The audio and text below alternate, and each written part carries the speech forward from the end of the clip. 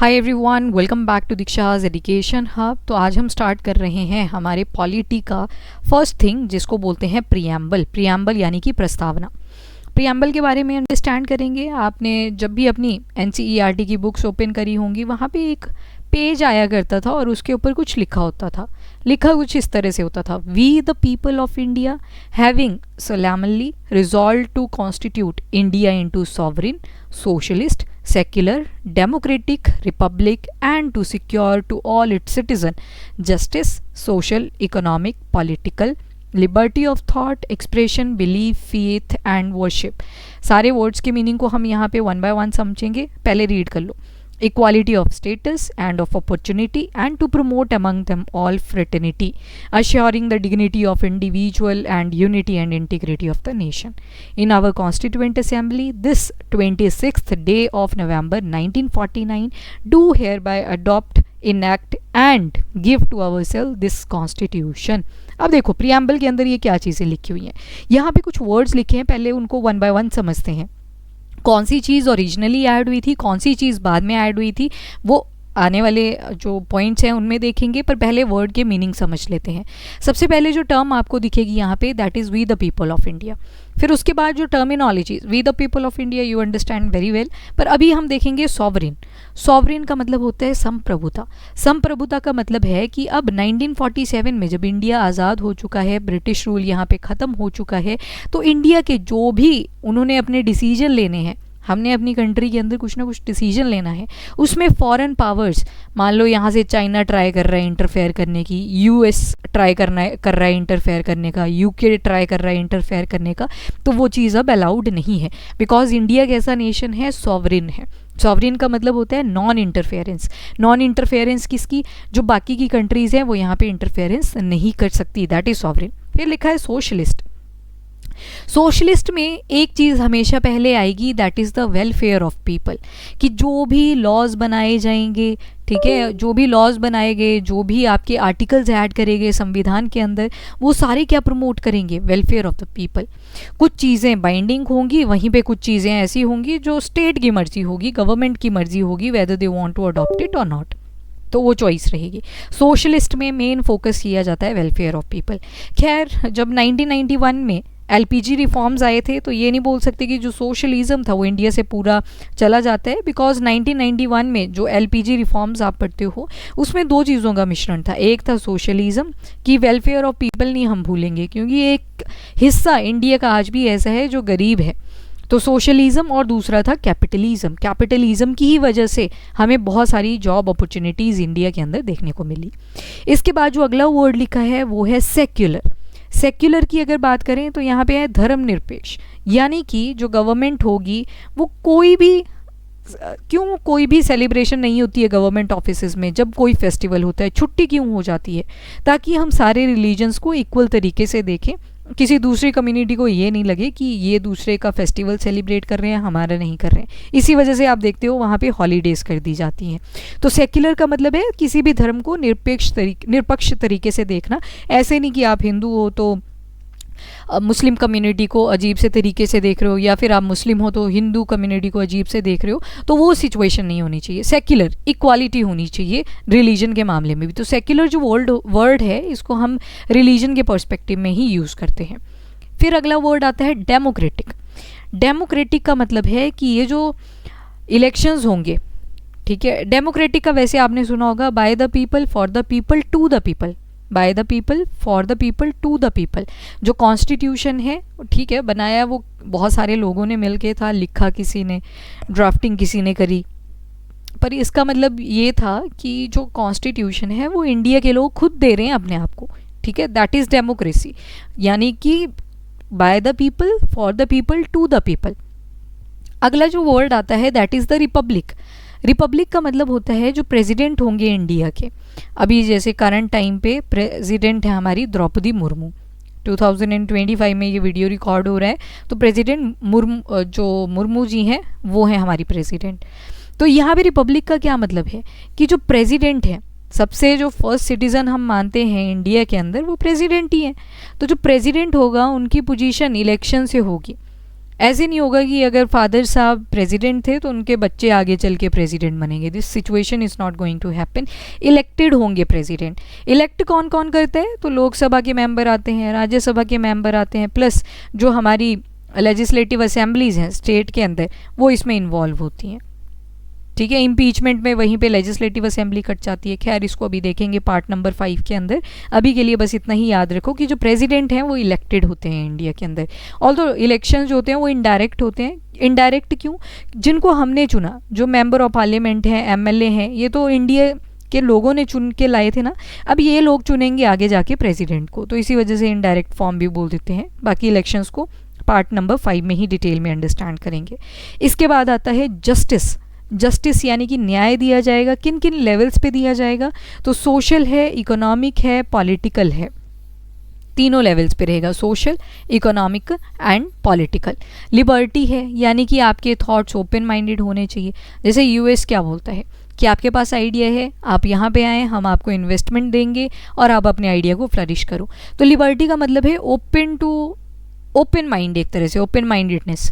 तो thought, expression, belief, faith, worship, तो इसकी लिबर्टी दे रखी है। आपकी मर्जी है, आप हिंदू हो पर आपको गुरबानी पसंद है सिख की तो उसको गा सकते हो, ठीक है, वो आपकी मर्जी है। कोई हिंदू है उसको रमज़ान अच्छा लगता है तो वो रमज़ान पढ़ सकते हैं। तो ये सारी सिचुएशंस क्या हैं, लिबर्टी की हैं। आपका जो धर्म है वो बर्थ के बेसिस पे तो होता ही है, अल्टीमेटली वही चीज़ है कि हिंदू का बच्चा हिंदू ही होगा, बट आपकी जो बाउंडेशंस हैं वो कहाँ तक हैं, सोसाइटी तक सीमित हैं। पर अगर आप किसी दूसरे धर्म के बारे में पढ़ना चाहते हो तो आप अलाउड हो, बैन नहीं है उस चीज़ पे। इसके बाद बात करी गई है इक्वालिटी की। इक्वालिटी किस किस चीज़ में, जैसे 2 क्लासेस बन गई थी, जब हम हिस्ट्री पढ़ रहे थे हम बार बार देख रहे थे कि 2 क्लासेस बन जा रही हैं, upper class, lower class, economy के बेसिस पे। फिर वहीं पे जॉब अपॉर्चुनिटी, जो पहले ब्राह्मण्स की हुआ करती थी जैसे चैंटिंग, तो वर्ण सिस्टम क्या था पहले कि आपका वर्ण डिसाइड होगा आप क्या काम करने वाले हो आगे चल के। तो अब जो सिचुएशन है वो उल्टा हो चुका है पूरा। अब क्या बन चुका था, वो कास्ट सिस्टम बन चुका था। तो इसी वजह से यहाँ पे आया इक्वालिटी ऑफ स्टेटस, और जो अपॉर्चुनिटीज़ होंगी वो सभी के लिए बराबर होंगी।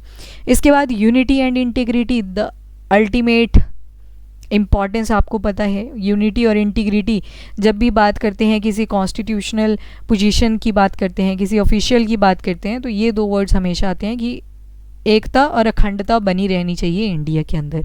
फ्रेटर्निटी का मतलब है भाईचारा बना रहना चाहिए। फ्रांस की क्रांति से यही तो हमने सीखा था। क्या क्या सीखा था, लिबर्टी के बारे में, इक्वालिटी के बारे में, फ्रेटर्निटी के बारे में और रिपब्लिक के बारे में। तो ये 4 चीज़ें हमने फ्रांस की क्रांति से ही सीखी थी।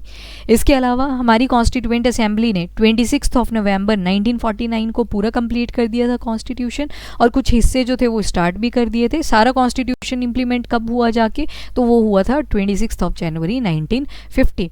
तो जो आपका 26 नवंबर 1949 है उसको हम as a constitution day celebrate करते हैं, और उसी के साथ जो 26 जैन है उसको हम as a republic day celebrate करते हैं। रीजंस हमने बहुत डिटेल में कर लिए थे। सोर्सेज क्या क्या रहे प्रियम्बल के, तो अमेरिकन कॉन्स्टिट्यूशन से आया। जो प्रियम्बल है ये आपका अमेरिकन कॉन्स्टिट्यूशन से आया है।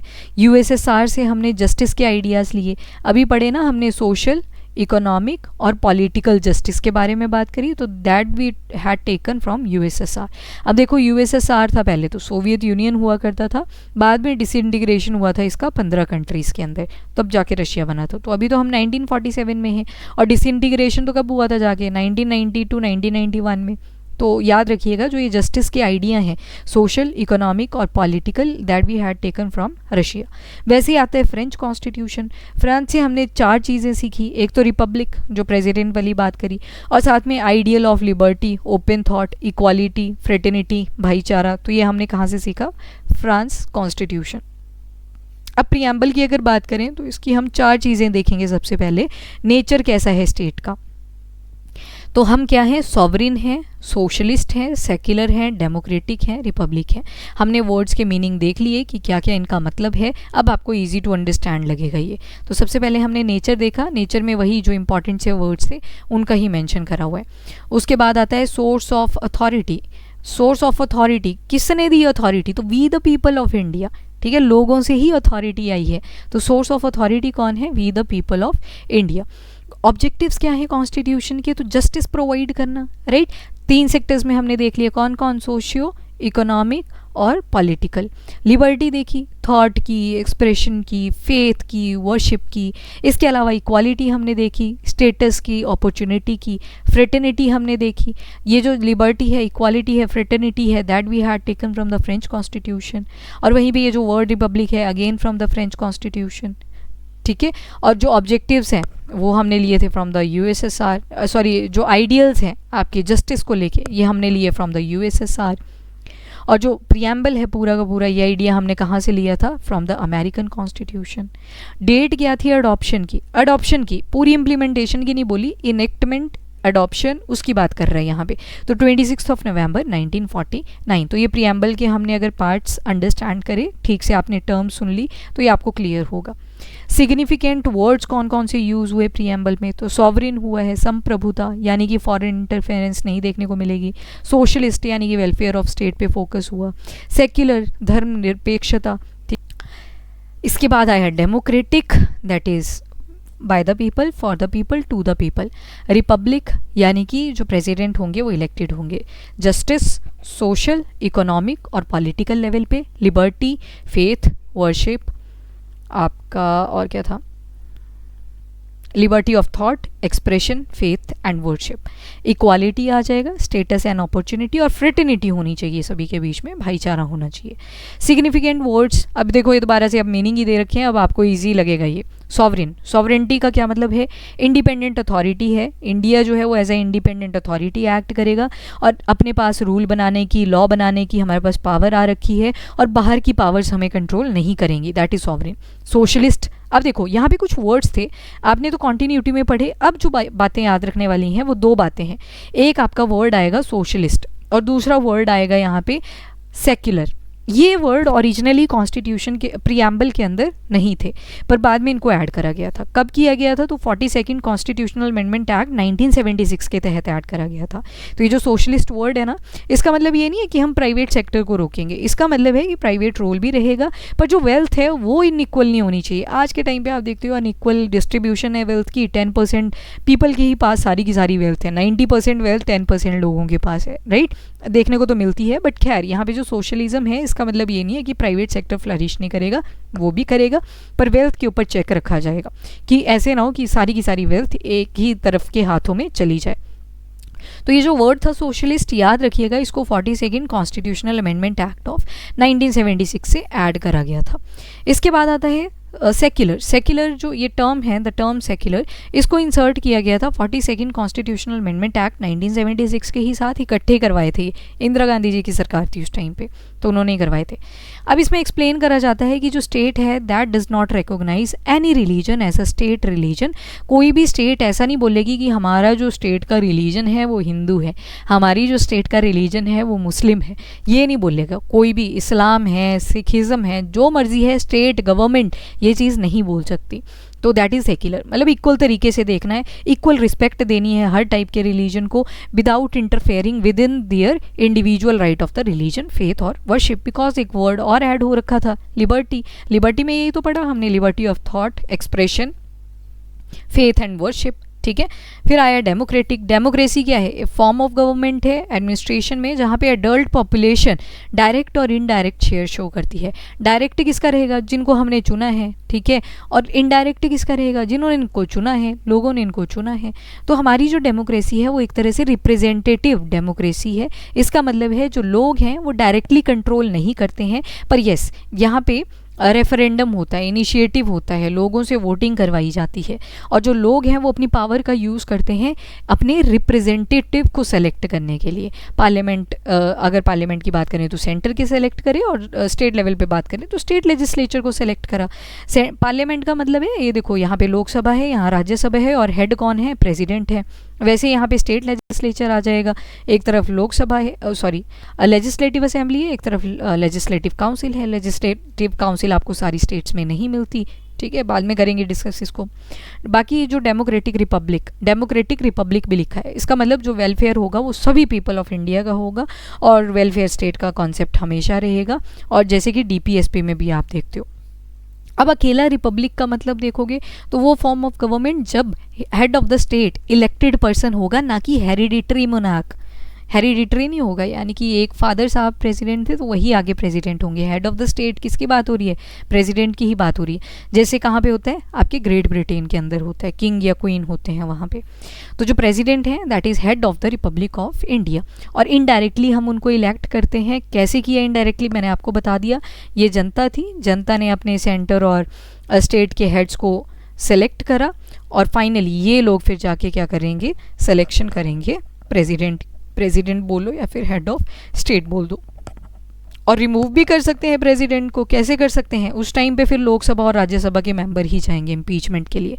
Impeachment, removal of president. ये जो इम्पीचमेंट वोट था ये हमने लिया था फ्रॉम द अमेरिकन कॉन्स्टिट्यूशन। फिर आता है लिबर्टी। लिबर्टी हमने देख लिया, thought expression, belief, faith and worship.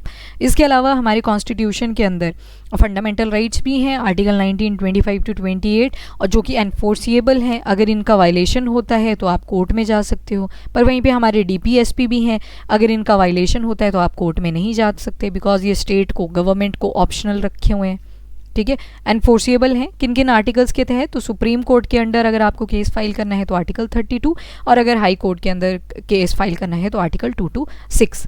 Justice हमने देख लिया, सोशल, मतलब सारे के सारे सिटीजन्स को हम इक्वली ट्रीट करेंगे, कोई डिस्क्रिमिनेशन नहीं होगा सोशियो हिस्टोरिक पैरामीटर्स के बेसिस पे, जैसे कि caste, colour, race, religion, sex.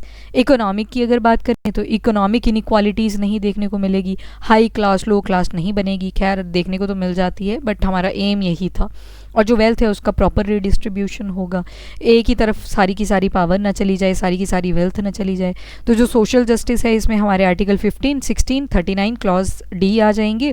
और वहीं पे अगर इकोनॉमिक लेवल पे देखोगे तो 38 clause 2, 39 clause B, 39 clause C. अभी इनको नोट कर लो, ये DPSP में पढ़ने हैं हमने ये वाले। और ये 15-16 हमारे फंडामेंटल राइट में आएंगे, 39 डी भी हमारा DPSP में आएगा। पॉलिटिकल की अगर बात करें तो पॉलिटिकल हमने देख लिया, इंडिया के अंदर कोई भी इलेक्शन के लिए खड़ा हो सकता है, बस क्वालिफिकेशन होनी चाहिए पूरी, that is the only condition. ठीक है, और ये भी नहीं है कि बहुत ही ज़्यादा एजुकेशनल लेवल चाहिए, उम्र वगैरह ऐड कर दी जाती है। अब वो सारी चीज़ें इनकी एज अ क्वालिफिकेशन रहेंगी। देखेंगे कि आपको अगर लोकसभा का मेंबर बनना है तो क्या क्या क्वालिफिकेशन क्राइटेरिया होना चाहिए। यूनिवर्सल एडल्ट सफ्रेज है, ठीक है, हमारे इंडिया के अंदर क्या होगा, वोट कर सकता है under article 326। Right to vote कहाँ पे आता है आपका, आर्टिकल 326 के अंडर। तो राइट टू वोट कभी भी फंडामेंटल राइट नहीं होता, क्योंकि फंडामेंटल राइट तो वो होते हैं जो जन्म सिद्ध अधिकार होते हैं। पर आप वोटिंग के लिए पैदा होते हो थोड़ी चले जाते हो, वो तो तब जाते हो ना जब 18 साल के हो जाते हो। खैर ये उम्र भी पहले 21 साल थी जब 1947 में इम्प्लीमेंटेशन हुई है, तो हमने ऐड करा फिर 61st कॉन्स्टिट्यूशनल अमेंडमेंट एक्ट, तब जाके ये बना था आपका 18 ईयर्स। तो आर्टिकल 326 रहेगा यहाँ पे। फिर आती है इक्वालिटी, तो इक्वालिटी स्टेटस और अपॉर्चुनिटी की होनी चाहिए। इसके बारे में हम फंडामेंटल राइट्स में पढ़ेंगे, कहाँ से, तो आर्टिकल नंबर 14 से लेके 18 तक। और इसके बाद आर्टिकल नंबर 325 और 326, जो अभी देखा भी आपने 326 राइट टू वोट वाला था। इसका मतलब है कि हर एक पर्सन के पास इक्वल राइट्स हैं अपॉर्चुनिटी को लेके, चाहे कोई जॉब हो, वर्क हो, और किसी को भी डिस्क्रिमिनेट नहीं करा जाएगा उनके रिलीजन के बेसिस पे, रेस के बेसिस पे, कास्ट और सेक्स के बेसिस पे, यानी कि जेंडर के बेसिस पे। और इगैलिटेरियन सोसाइटी बनाने का काम किया जाएगा। इगैलिटेरियन का मतलब होता है कि हर जगह पे क्या दिखेगी आपको, इक्वालिटी देखने को मिलेगी। यहाँ से आपको पॉजिटिव डिस्क्रिमिनेशन एक्सक्लूड कर देना है। जैसे आपने सुन रखा होगा रिजर्वेशंस होती हैं, तो रिजर्वेशन पॉजिटिव डिस्क्रिमिनेशन की तरह काउंट होती है कि इन लोगों के साथ पहले एट्रॉसिटी हुई थी, बहुत ज़्यादा हुई थी, तो अब इनका हक बनता है कि ये बाकियों के साथ पॉजिटिवली डिस्क्रिमिनेट करे। फ्रेटर्निटी की बात करें तो brotherhood, feeling of all people are children of same soil, same motherland, एक ही धरती माता के ऊपर हम पैदा हुए हैं। तो इसी की वजह से फ्रेटर्निटी इंश्योर करता है unity and integrity of India. कुछ केसेस भी आए प्रियम्बल को लेके, 3 इंपॉर्टेंट केसेस हैं। जैसे सबसे पहले है बेरूबारी यूनियन। बेरूबारी यूनियन जो केस था ये आया था आपका 1960 में, 1960 में। और इसके तहत ये बोल दिया गया है कि जो प्रियम्बल है ये इंटीग्रल पार्ट नहीं है इंडियन कॉन्स्टिट्यूशन का, कि जैसे अब तो बोलते हैं ना कि सोल है एक तरह से कॉन्स्टिट्यूशन की, पर यहाँ पे बोला गया था उतना भी खास पार्ट नहीं है कॉन्स्टिट्यूशन का, as per the Berubari union, जो केस आया था 1960 में। इसके बाद आया केशवानंदा भारती केस, ये आया था 1973 में। लगभग 13 साल के बाद केशवानंद भारती केस आया, और इसमें मेंबर भी टोटल 13 ही थे जो जजेस बैठे हुए थे इसकी जजमेंट देने के लिए। सबसे बड़ी जजमेंट भी इसी को बोला जाता है, 13 जिसमें जजेस बैठे थे।